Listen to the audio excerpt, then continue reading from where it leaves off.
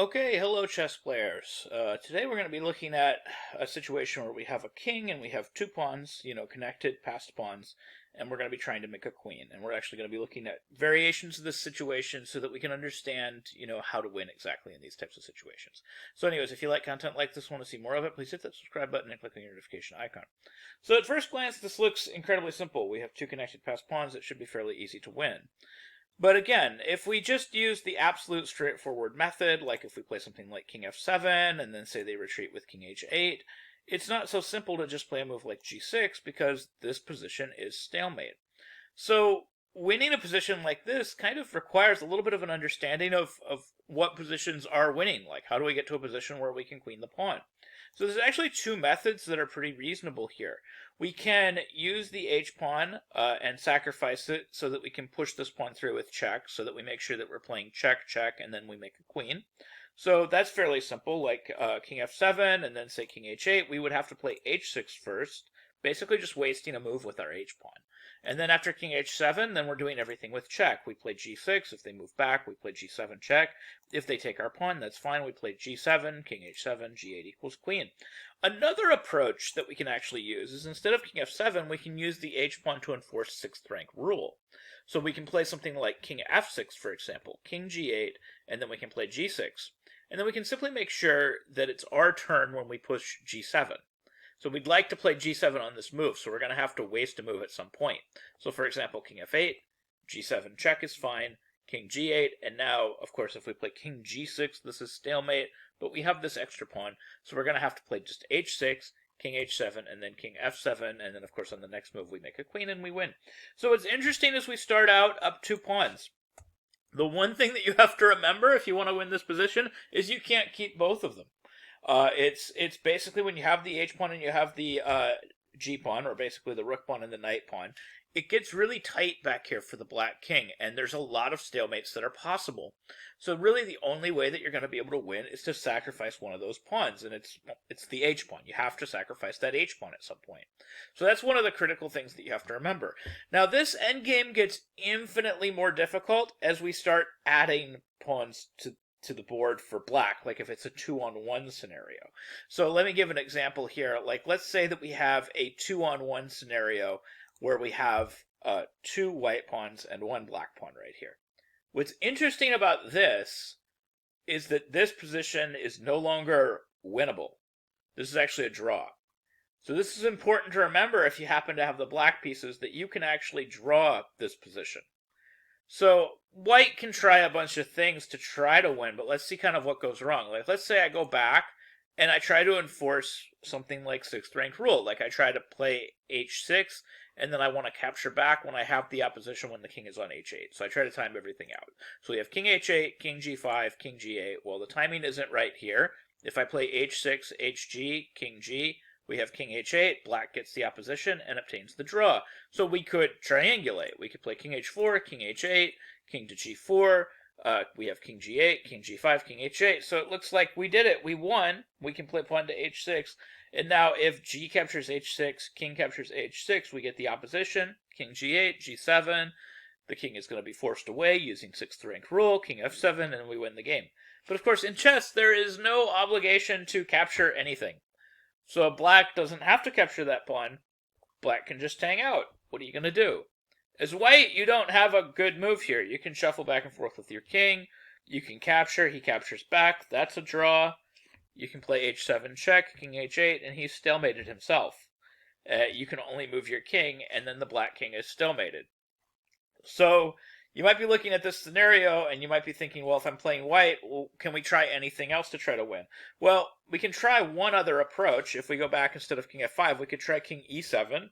And this is kind of a critical idea. King h8, and we could try the same thing. We could play h6. Of course, the idea here is if he captures, again, we're going to play king f7 and then g7, g8, all with check, using his black pawn as the tempo gainer. If he plays g captures h6 and we move our king to f7, he has to make a move. He would be stalemated, but he can play, h5, and then we have g7, g8 equals queen, and we win. And again, there's no obligation to take. So just king g8, and again, the position is completely equal. We can't take. Moving our king does nothing. If we play h7, we have king h8, and again, black has stalemated himself. So you're kind of struggling like, okay, what are scenarios where we win in these situations where black has this defending pawn on g7? Well, of course, if we were to add a pawn, so if you had doubled h pawns and a g pawn, and he has a g pawn and he has a king, now we can win. Well, how do we win? We win by playing pawn to h6 immediately. So this is a different situation. We're gonna have a tempo gainer with, h5, h4, h5 at some point. But it's also a little bit trickier than you might think because, of course, we have the same dynamic at play as if we play pawn on h6 to h7 and he plays king h8. He's in stalemate. We don't have an immediate way to get that tempo back. And again, this is 3-on-1. You'd think it'd be easy, but it's actually a little complex. So, for example, like let's say g captures h6. Let's say he just takes right away. If he plays g captures h6, one thing that you want to make sure that you don't do is you don't want to play, for example, let's say king f6, king f8. g7 check here is the correct move. You don't want to play this very natural-looking move, pawn to h5, believe it or not. Pawn to h5 is already a draw. You already can't win. And it looks like you should be able to win. It looks like we have 6th rank rule. If I play h5, I've obtained the opposition on the 6th rank.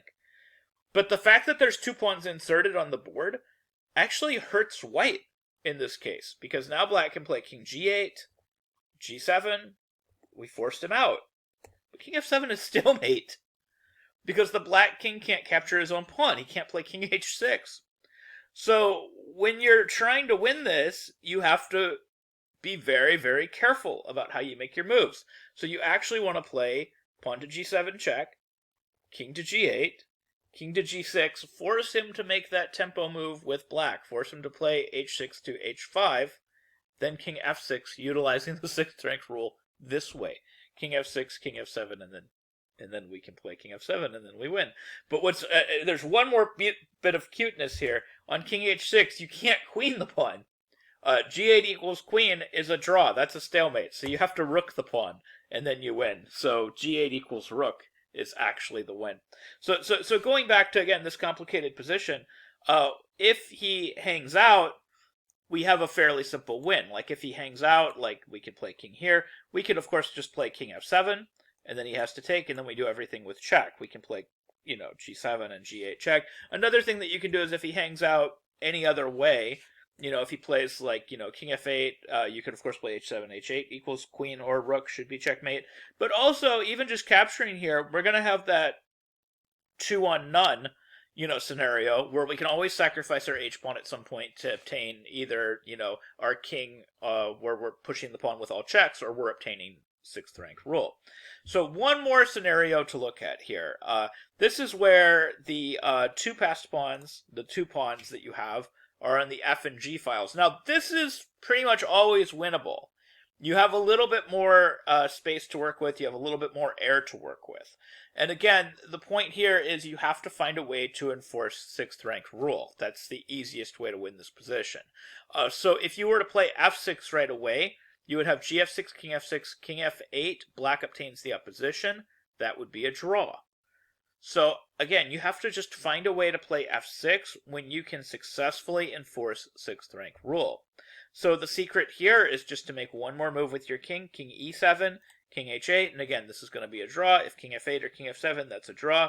That basically lets us know that the only way that we can even try to win is f6, so even if you don't know if f6 is winning or not, this is the only move. And of course, if he hangs out, if king g8, we have f7, f8 equals queen, or rook should be checkmate. So we have gf6, king g8, g7, and that's a successful implementation of 6th rank rule. And after pawn to g7, he's going to, of course, have to play king h7, and then we're going to play king f7, followed by g8 equals queen, and this is an easy win. So, in summary, the 2 pawns on the edge of the board, especially versus a defending pawn, is a little bit tricky. But by employing one of those pawns as a tempo gainer for 6th rank rule, and by keeping track of the tempos, and trying to make sure that you can use 6th rank rule along with the traditional way of just outflanking and gaining that control of the queening square, we can still win a lot of these positions. And of course, some of these positions, if you're defending, with the g-pawn and the h-pawn versus the g-pawn with the black king, those positions are draws, and you have to understand how to defend those positions, and you have to understand how to get a draw. Well, anyways, I hope you found this video helpful. I hope you learned something new about chess, and I hope you can use some of these ideas in your own games. Thank you very much for watching.